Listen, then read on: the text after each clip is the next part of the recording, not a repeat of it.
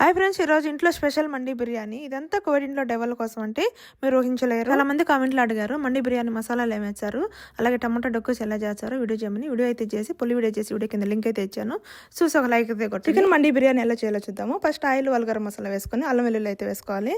అలాగే టమాటా ఉల్లిపాయ పచ్చిమిరకాయలు వేసుకొని బాగా వేపుకున్న తర్వాత మనం క్లీన్ చేసుకున్న చికెన్ అయితే వేసుకోవాలి. ఇందులో ఉన్న మసాలాలు నేను పులి వీడియో చేసి వీడియో కింద లింక్ అయితే ఇచ్చాను, చూడండి మసాలాలు ఏమేసాను. తర్వాత కలుపుకొని మనం వేడి నీళ్ళు అయితే వేసుకోవాలి, తొందరగా ఉడికిపోతాయి. ఇప్పుడైతే బాగా కలుపుకొని మూతపెట్టి అయితే ఉడికించుకోవాలి. చికెన్ని గంటన్నర అయితే ఉడికించుకొని మనం ఉడికిన తర్వాత ఒక ప్లేట్ లాగా అయితే తీసి పెట్టుకోవాలి. ఇప్పుడు ఆ నీళ్ళని అయితే వడేసి పెట్టుకోవాలన్నమాట. చికెన్ ఉడికించుకున్న దవర్లోనే మనం నానబెట్టుకున్న రైస్ వేసుకొని వడేసుకున్న నీళ్ళు అయితే పోసుకోవాలి.